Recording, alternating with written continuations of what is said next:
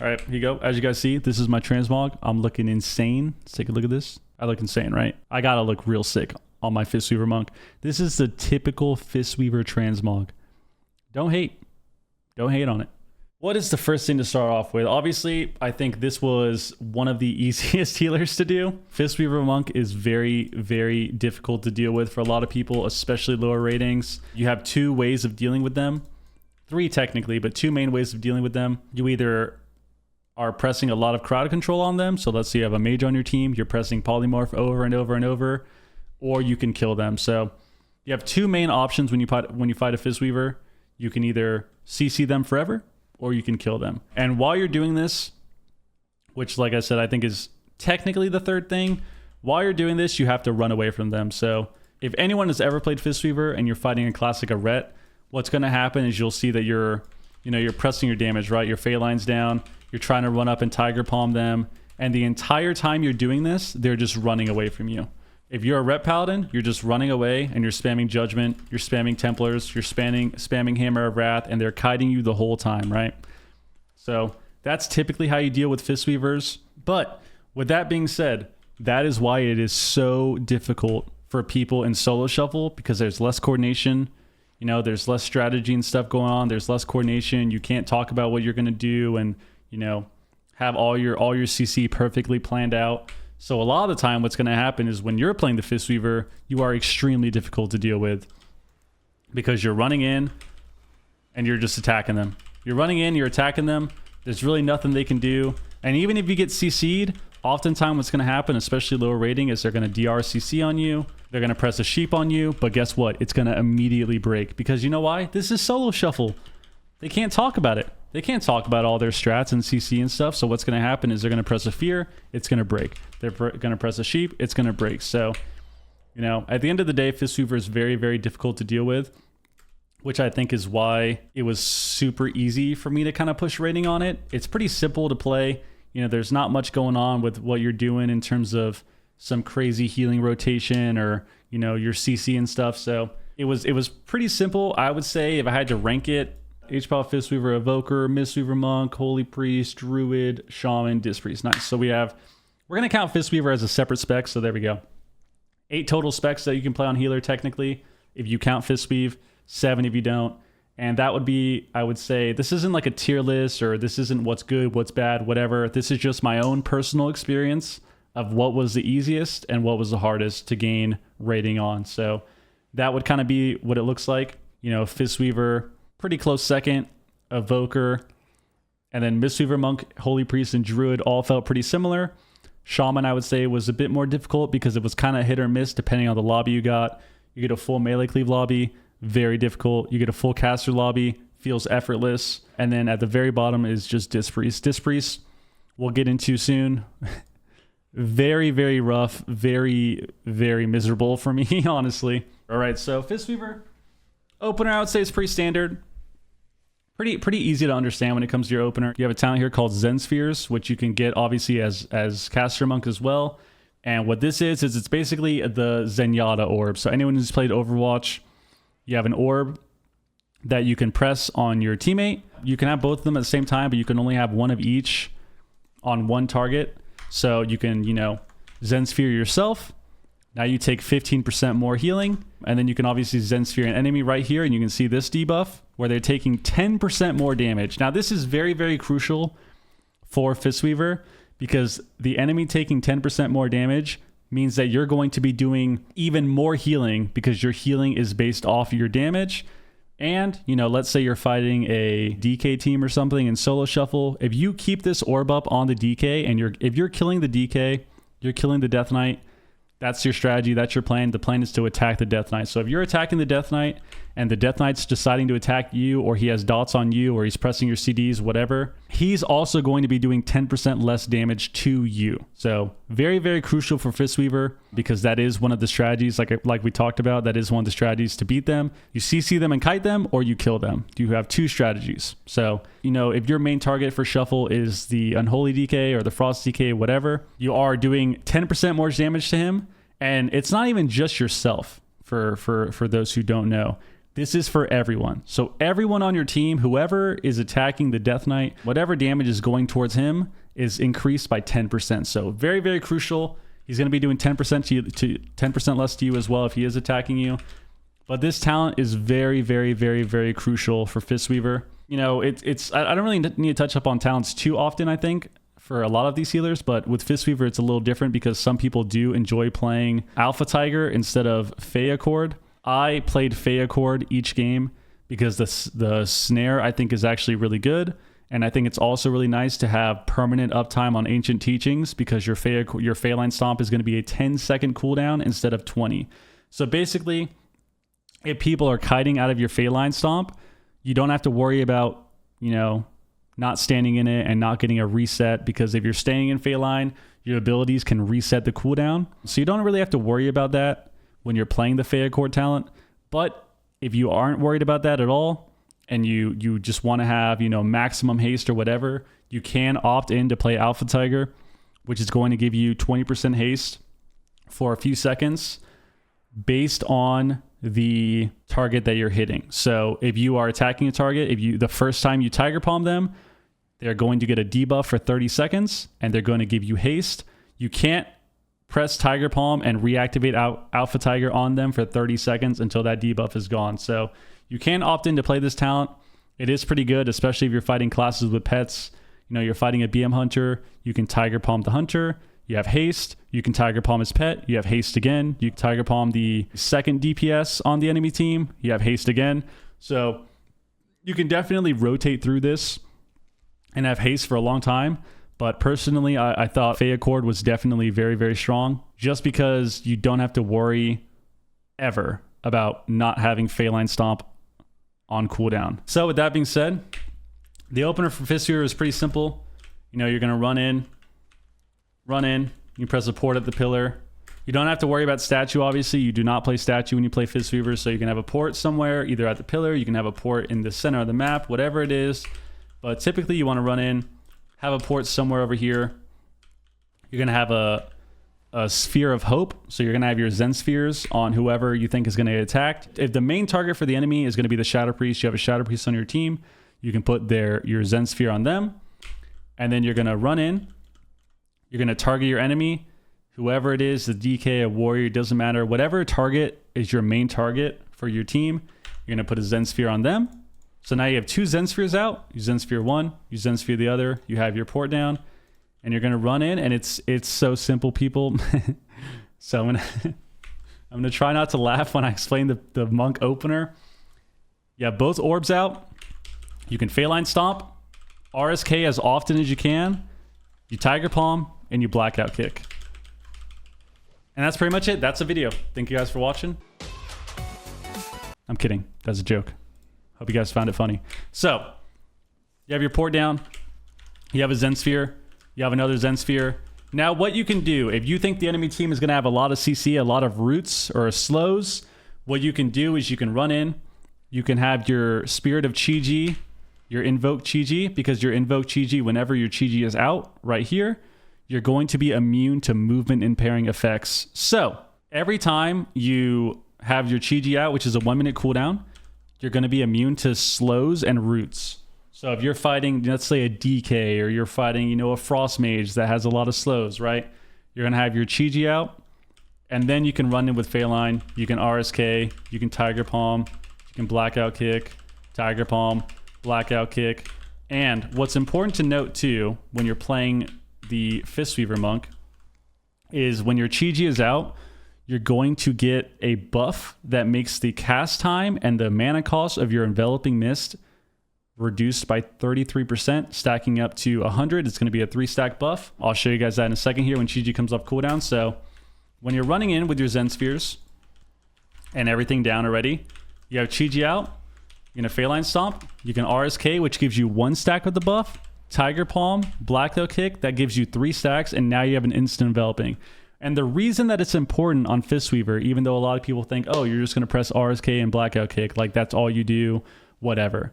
That is somewhat true, but the reason it's important is because whenever you do have your Enveloping Mist buff, whenever you're putting the Enveloping Mist on somebody, you're still getting a healing increase. So Fistweaver still has the healing increase from Enveloping Mist the same way, Caster Monk does, where when you're doing your rotation, if you have a Enveloping Mist on someone, they have a 40% healing increase, which means that if you're sitting here doing your rotation, especially if you have pets out from the enemy team and you're cleaving on pets with your Tiger Palm and your Blackout Kick, you're going to basically have your teammate be full health. They're not going to take any damage because you have that added benefit of the Zen Spheres, number one, and number two, the Enveloping Mist that you got as well. So very, very important to make sure that you're using those stacks. That's something that when I was playing my Fistweaver Monk last season in Season 1 Dragonflight that I was not very good at for a while. It took me a while to get used to that because I had the same mindset as, okay, I'm playing Fistweaver. I'm going to run in and I'm just going to press my RSK and I'm going to press my melee spells and I'm just going to laugh and have a good time and get free rating, which, is somewhat true. I'm not going to pretend it's not, but you still have to make sure that you're using your Enveloping Mist, because if you're not using Enveloping Mist, like right here, you're just missing out on a ton of healing. So in this moment here, I have a proc from Chi-Ji. I can Enveloping Mist, RSK, Tiger Palm, Blackout Kick. I have another Enveloping Mist out already. So I have one out. The buff is here. 2 seconds left. 1 second left. When this buff fades, I still have Invoke Chi-Ji buff, which is your instant enveloping. I still had that for a few seconds. Now, whenever that's fading, I can do it again, where I can Enveloping Mist, and I have Enveloping Mist up. And I can continue to do damage, continue to kind of PvE my target down. RSK on cooldown, Tiger Palm, Blackout Kick. And the reason that this is important is because you'll notice that when you're trying to battle, and fight against these teams, especially if they don't have pets or they have, a big Mortal Strike effect or they just have heavy burst damage, if you are not taking advantage of your instant enveloping, then it's going to feel impossible to heal. So you'll notice that if I sit here and I attack and the enemy team's popping cooldowns, even though I'm doing my rotation and I'm attacking the way I should on Fistweaver, we're still going to be dying because I'm missing out on the extra healing from Enveloping Mist on top of the actual added healing bonus. So very, very important to make sure you're keeping that up, keeping uptime on that, because that's going to help you survive these huge burst attacks from enemies, especially if there's, they have a Sharpened Blade on their team with a warrior, or they don't have as many pets. So it's harder to get it. You can't really get extra healing out from cleaving pets, or, they have a DK on their team as well. So you have a DK that has Necrotic Absorb, and you have a Mortal Wounds effect from the enemy team. And for those who don't know, those two effects stack because you have a healing reduction and you have a healing absorb, which they actually interact with each other. So if you're missing out on this, if you're missing out on the extra healing from enveloping, then you're basically just going to be in the position where it's like, oh, I have to panic. I have to press revival. And you're still healing. You haven't used your Chi-Ji proc yet. You haven't used your instant enveloping proc yet, so you're still dying. And it's like, oh, panic, cocoon. And then you die, which, believe it or not, happens to a lot of Fistweavers. People try to play the spec, and they don't seem to understand why they're dying because they're pressing their spells, right? Which happens to a lot of people. Because everyone kind of thinks of things in a very linear way. It's like, okay, well, I'm pressing my spells, I'm pressing my damage, why are we still dying? And yeah, you're pressing your damage, but you're not taking advantage of your Enveloping Mist, your free Enveloping Mist. And you're not taking advantage of, let's say you're not pressing Phalanx Stomp enough, right? You're pressing Essence Font instead, which still activates Ancient Teachings, but you're pressing that instead and you're not standing in your Phalanx. That means that you're not getting Cleave, because when you're in your Phalanx Stomp, you have this talent here that gives you Cleave on your Blackout Kick. You also have this talent here that makes it so your Tiger Palm hits twice. So if you're in Phalanx Stomp and you're doing your damage, your Tiger Palm is hitting twice, which gives you 2 stacks of your extra Blackout Kick buff, which is Teachings of the Monastery here. So usually when you're attacking people, let's say they're kiting away from Phalanx, every Tiger Palm you do is going to give you 1 stack of Blackout Kick. However, like I mentioned, if you're in Phalanx Stomp, you're getting 2 stacks of Blackout Kick. So you have people, when they play Fistweaver, they try it out, it is fun, but they think that they realize that their team is dying still when they're doing their rotation and they don't know why. So it could be for a few things. You might not be standing in your Phalanx enough, so you're not getting the extra benefit of cleaving and the extra benefit of double Tiger Palm hits, which gives you more healing. And you also might not be using Enveloping Mist at all, So you're missing out on a 40% healing buff on that target with enveloping mist. So what it feels like when you're playing is it feels like your damage and what you're doing isn't enough, and it isn't. And the reason it's not is because you're not taking advantage of the extra modifiers from enveloping mist and obviously the Phalanx Stomp Cleave. So very, very important on Fistweaver to do. You obviously have your sphere uptime on your teammate and your DPS. You have your instant enveloping that you get from your Chi-Ji spell that also makes it so when Chi-Ji's out, you can't be slowed. And another thing you can do as well, which I think is really important for people, is if you need extra healing on your target and you don't have Chi-Ji out and you can't get an enveloping, it's really bad when you start casting a lot on Monk. Like, unless you need to pour it at 2% and you have to get away and you can kind of stay back and cast for a second before rolling in to attack them. So, you run away for a second for whatever reason, which normally if you're doing that on Monk, you're kind of behind anyways. If you're ever at a point where you have to do that and you get an enveloping out, it's very, very important. You can get an enveloping, run in again, RSK with Phalanx, boom. Your teammate's taking a bunch of healing. You can do it that way, or what you can do as well is you still have your Thunder Focus T, which if you're dealing with stuff that has more heavy single target damage compared to, rot damage like an Affliction Lock does, instead of using your Thunder Focus T for your RSK, for your Rising Sun Kick, which what it does is it makes the cooldown 2 seconds. It reduces the CD by 9 seconds or whatever. So you get a way lower CD on your RSK, which is going to give you a huge amount of healing with Fist Weaving. You can either do that, or what I like to do, and what you'll notice monks do as well, into stuff with heavy single target damage for more healing, and they don't have Chi-Ji out. So the only way to get it is by either casting or Chi-Ji or you Thunder Focus T. So what you'll see a lot of people opt to do is they'll just opt into using their enveloping mist with their Thunder Focus T instead. That way you still have good uptime on enveloping. That way you still have extra healing from those modifiers, and you can actually heal through single target pretty well if you're managing that. So, once again, to break down the opener for Monk, you have Zen Sphere, you can put your port, you can Zen Sphere the enemy, you Phalanx, RSK, Tiger Palm, Blackout Kick. If the enemy team has a lot of slows, or you want to prepare for the opener even more, because they either have a lot of slows or they just have a lot of burst damage, it's the same thing, except the extra global of pressing your Chi-Ji. So, you have your Zen Sphere out, you have your Zen Sphere on the enemy, the teammate, you have Chi-Ji out, and then you just do the rotations as normal. So, pretty simple to understand. You get your instant enveloping from that, and then you just go back to doing damage. So Fistweaver, like I said, is very, very easy to understand when it comes to the healing and just doing damage. I think the hardest part about Fistweaver is obviously being really good at having your sphere uptime is going to separate you from other monks. Being good with having uptime on your Phalanx Stomp and always standing in it is going to help you. And obviously good uptime with your enveloping mist is going to give you a ton of healing. And I think that once you get used to that, the next best thing you can do is take advantage of your CC. And what I mean by that is, it may not seem like much, but if you can ever in-cap, you can pressure your paralysis on somebody, typically the healer. If you can ever pressure paralysis on the healer while you're just attacking their teammate, you're going to create a ton of pressure. And this is something that you'll see a lot of monks do at higher ratings when they play Fistweaver. If anyone played last season against Fistweaver monks, that's what's happening.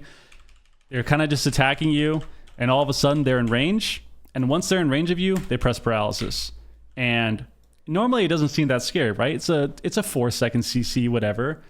But because they're in melee range, and because the Fistweaver is doing an added 20, 25k DPS, every single second of you being CC'd is going to be scary.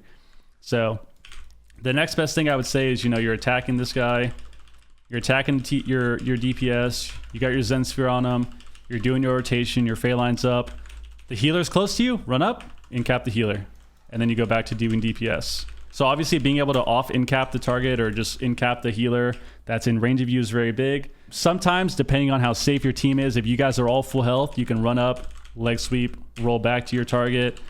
You can also save leg sweep for, double stunning the DPS.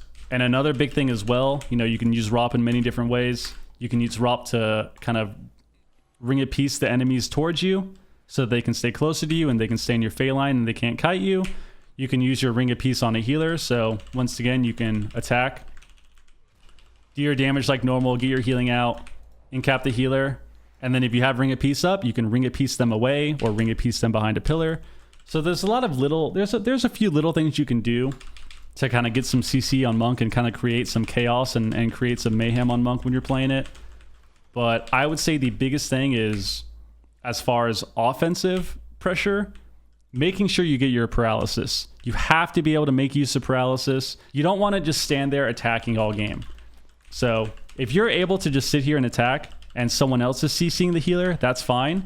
But you want to make sure that you are getting CC on the healer if you're sitting here and attacking and no one else is doing it. Like, you have to get a paralysis or something to CC the healer and create more pressure. So, and similar to Windwalker monks, they all do this too. You can attack your target, you incap the healer, go back to attacking. You can Ring of Peace the healer towards you. Once the healer's close, you get into the middle of both, and you double stun everything, including the healer. Things like that, little outplays like that are going to help. Once again, Fistweaver is pretty simple. Not much to really say about this. The opener's the same. You Zen Sphere. You get your Zen Spheres out on your teammate and your enemy. You can have your Chi-Ji out. You Fey line and do your DPS rotation. And then once you get an enveloping proc, you can either use it immediately or you can kind of hold it for a few seconds and then you go back to doing your damage. If the healer is close to you, you can press incap. And everything for Fistweaver is pretty straightforward. So if you do want to play it, I assure you, and it pains me to say it, but it is fun. It actually is fun. It kills me to say that. It is fun to play, and it is very, very toxic to deal with. So if you're trying to push rating and you want to have fun and you want to play a healer that can also do a lot of damage, you can try out Fistweaver, and more than likely it'll be very enjoyable for you. And if you kind of listen to the advice in this video, I think you will be pretty successful as it. So Fistweaver, pretty simple. Don't need to touch up on it more. So now we'll move on to Caster Monk. We'll move on to Caster Monk now. We're going to keep this very, very simple. Very, very simple. Caster Monk.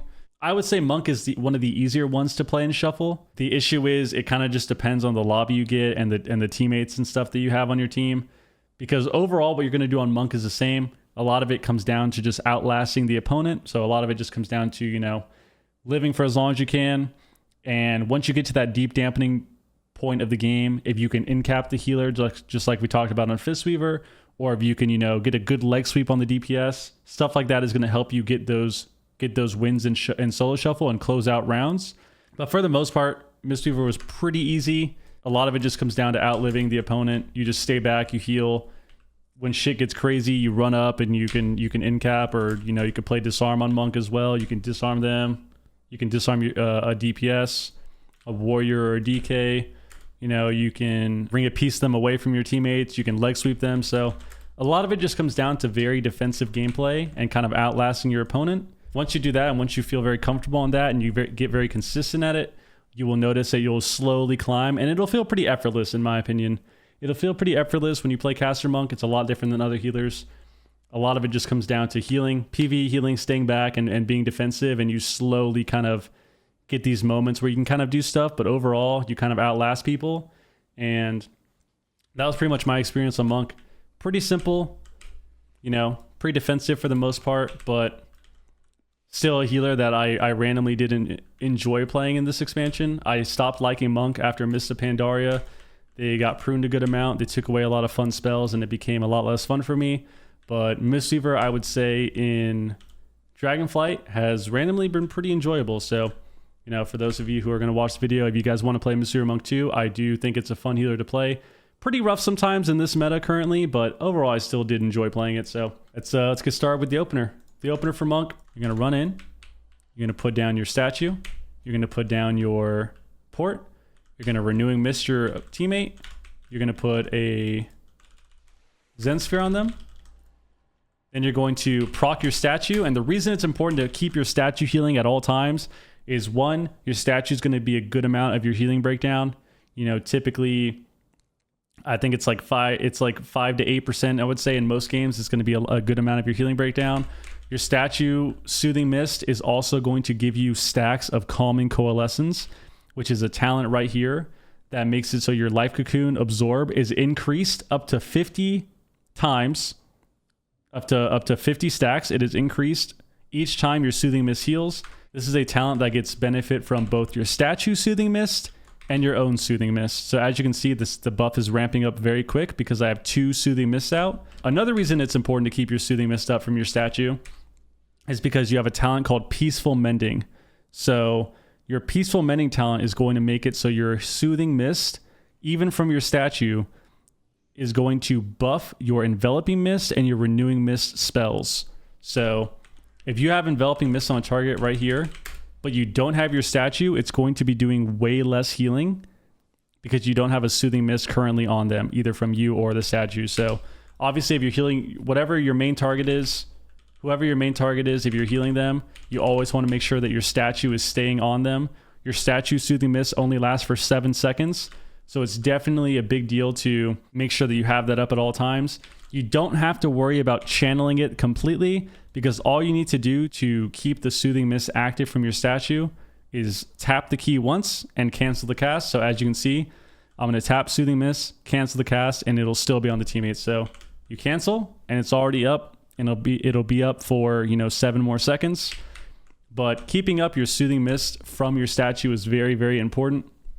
Keeping up Renewing Mist, like we talked about, is very, very important as well, because Renewing Mist can also proc your 2 set from your tier. Your 2 set from your tier makes it so you get a buff that gives you mana back. So you get a mana regeneration buff because of Renewing Mist. So every time Renewing Mist heals, you have a chance to get a buff that gives you mana back. So very important to keep up Renewing Mist because of that. Renewing Mist also makes it so your Vivify heals your target for extra if they have Renewing Mist on them. So what happens is if you have Renewing Mist on this guy, you have Renewing Mist on yourself.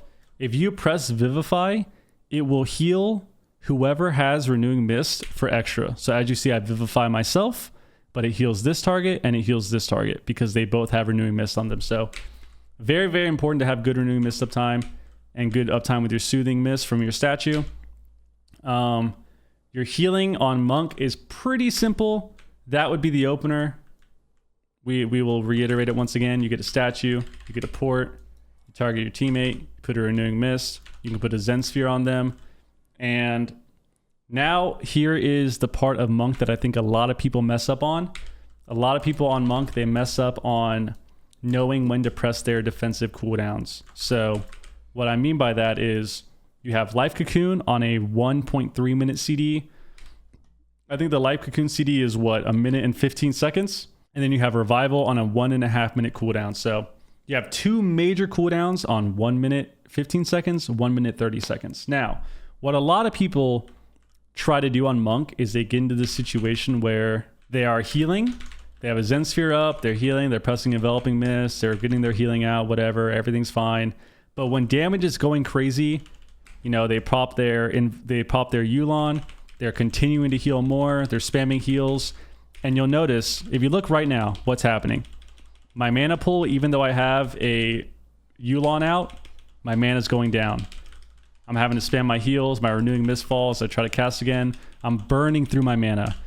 And a huge reason for this is because people, when they play their Mistweaver, they oftentimes try to heal through the burst damage instead of simply, you guys ready?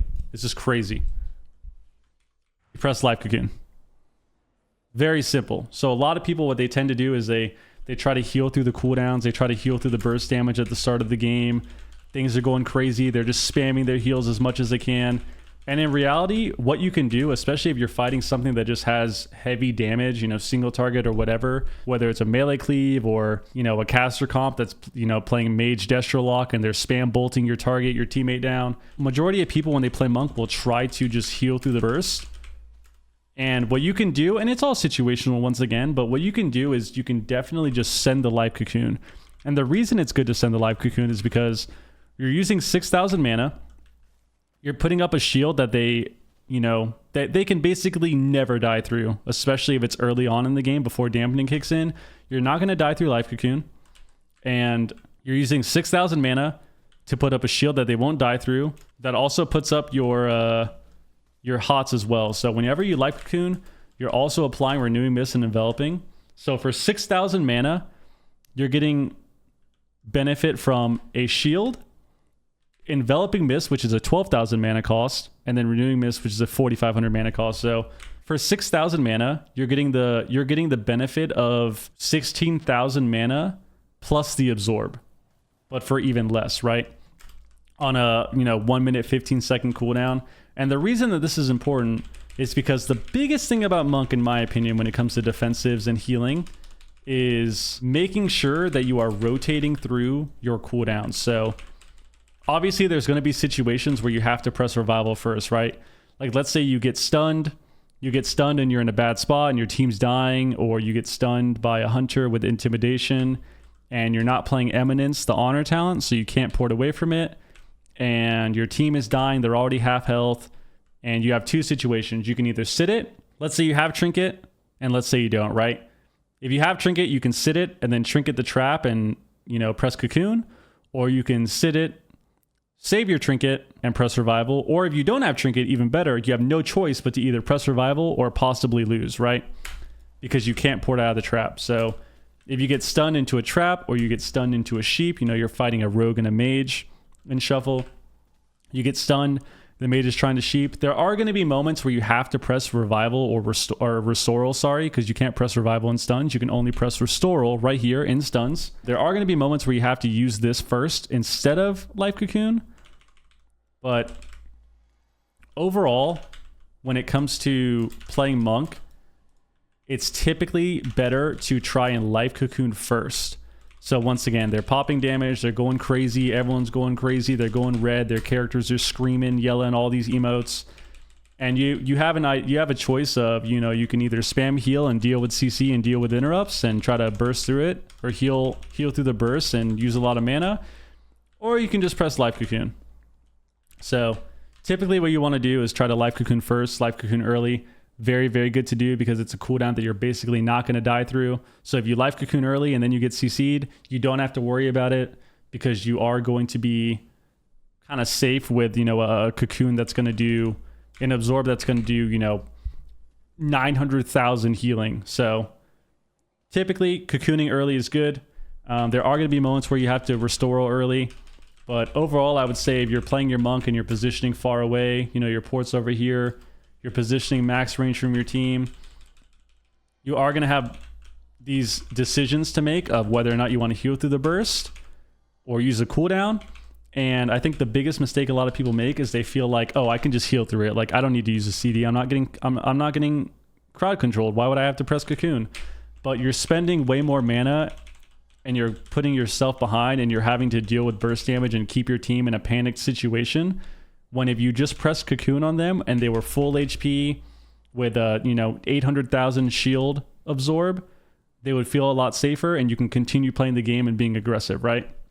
So huge thing that people do wrong on Monk, I would say, is not cocooning early. A lot of people save it, but aside from that, biggest thing about Monk is just being safe. You have your healing out, you stay back, you're pressing your heals, you're keeping up your Renewing Mist, you're keeping up your statue healing. They're dying. I press Cocoon. Okay, back to healing. 30 seconds later, you're kind of dying again. You're in a situation where maybe you're going to get CC'd. What you can do is you can stay close. Now you have Revival. So boom, press Revival. Your team's going to be safe. You can also Revival CC. If your teammates are dying and you're going to get CC'd, you can Revival there to immune it. You can also Revival to immune like a Chaos Bolt or something, or a big Glacial Spike from a Mage. But a lot of Monk is having good positioning, staying back far away, keeping your heals out, rotating through your Cocoon and your Restoral. If you're ever in a situation where you're free casting, obviously pressing Yulon, in my opinion, as much as you can is very good. You don't want to use it if you're not having to actually heal a lot because it does cost a lot of mana, but trying to Yulon if you know you're going to spend a lot of mana on Enveloping Mist is good because it does reduce the mana cost of it while it's active, as well as providing a little bit of extra healing. So obviously you have Yulon just kind of to be more efficient with your mana and have more HPS. But that's pretty much all Monk is. A lot of it is just being defensive, staying far away, and you're staying back. You're getting your heals out. You're keeping up your Zen Sphere on your target. You're keeping up your Zen Sphere on the enemy because it is important to just kind of have that extra 10% damage on them as well. So you can still add a bit of offensive pressure from that. You can Lightning for 1 second to apply Mystic Touch as well, which is a physical damage increase. And overall, that's how Monk plays. You kind of stay back, you heal, you rotate your cocoon, you rotate your restoral, and you try to be as efficient as possible with your healing to outlast the enemy team. But just like Druid, when we talked about Druid, when it comes to cloning and all that, you are going to have moments where you can get CC and you can get pressure. So let's say you're healing, and let's say we're in 30, we're in 40% dampening. The game's getting crazy. People are slowly starting to die. You're healing your team. You just topped your teammate up. What you can do, which I highly advise caution when you're going to do this. A lot of monks, they make the mistake of, I'm going to get some CC. They roll in, double roll across the map. They're too far from their port. They try to get an in cap, and then all of a sudden they're CC'd. So you definitely have to be careful with that.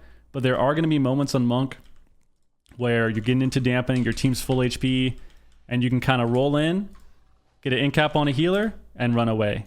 You can run in, you can roll on top of a healer, get a leg sweep, and run away and go back to your positioning 40 yards away and kind of stay away from the fight and stay away from CC.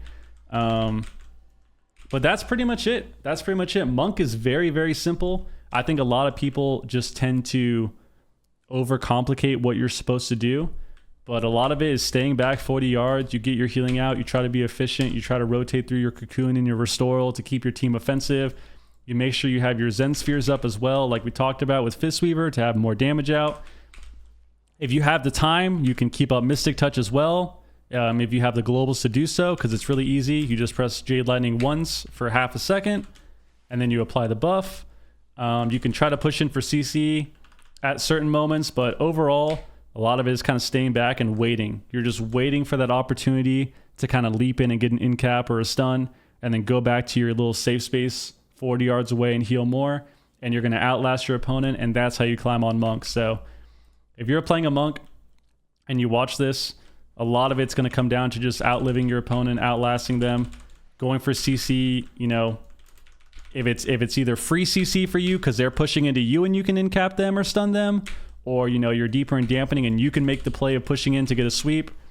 A lot of it comes down to healing and waiting for those moments to kind of have that final push to close out the game. So if you're playing a monk, really hope it helps.